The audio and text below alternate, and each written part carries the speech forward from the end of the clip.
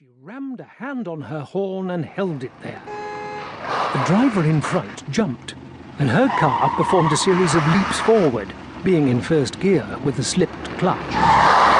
Sarah Jane grunted in triumph, went into gear, and sped off to the left, throwing a vengeful glance at the timid driver as she did so. Sarah Jane's woman driver looked round reproachfully, having overshot the right turn, presenting a full white beard that matched the flowing locks.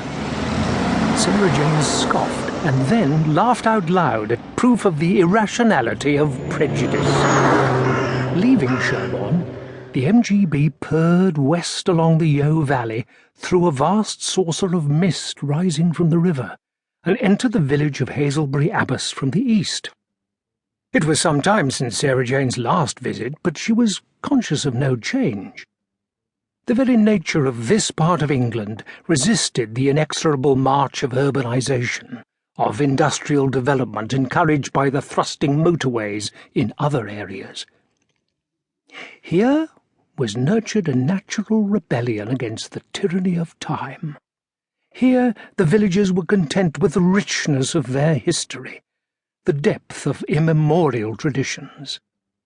All invaders had become restive and retreated, as had the Romans. Sarah Jane drove slowly past the Saxon church with a long, refreshing look at its simple beauty, past the tiny grocery store with its even tinier sub-post office, past the compact school building, past the peaceful thatch of the cottages in North Street, past the old watermill, to turn into the lichen-clothed gates of Bradley Manor.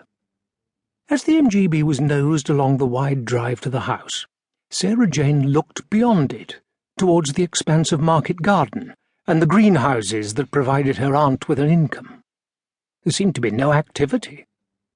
Only to be expected, she thought, at this time of the year. And yet the house itself looked deserted, like a shunned ghost in the fading afternoon light, with the arched front door and mullioned windows tight shut like closed eyes. Sarah Jane pressed the doorbell with foreboding, not expecting it to be answered. She pressed the bell again. Where was everybody?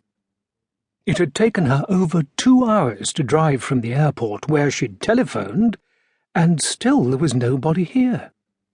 Aunt Lavinia and Brendan out doing Christmas shopping? That wasn't the least like her aunt. A voice behind her made her jump. "Miss Smith?" Sarah Jane resisted the impulse to face her questioner quickly.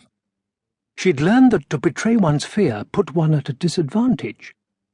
She faced about slowly, only to repress an instinctive shiver.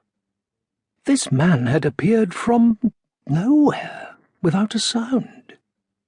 He was tall and gaunt, about 40 years old, with piercing eyes and abundant black hair. He was dressed in working clothes, a man of the soil. She kept the tremor from her answer. "Yes?" "I've been expecting you. I'm Tracy, George Tracy. I work for Dr. Smith." There was no way for Sarah Jane to know that she was face to face with a witch, a member of the coven that had celebrated the Esbat at the last full moon. She felt the adrenaline prickle and became impatient with herself. She'd met more frightening characters than this. What's the matter with you, girl? All that time with the doctor?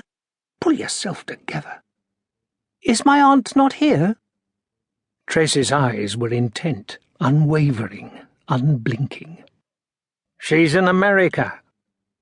"But she wasn't due to go until after Christmas." "She went last Sunday week." Why did this man's eyes bother her so? Was it because she feared they were reading her thoughts? "My aunt wouldn't go without letting me know." "I think she wrote to you." "I haven't been home. I was delayed abroad. I came straight here."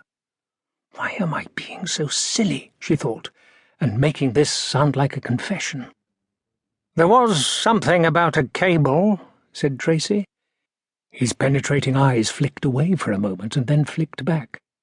"To Reuters?" "That's who I work for." Sarah Jane was visited by another fear.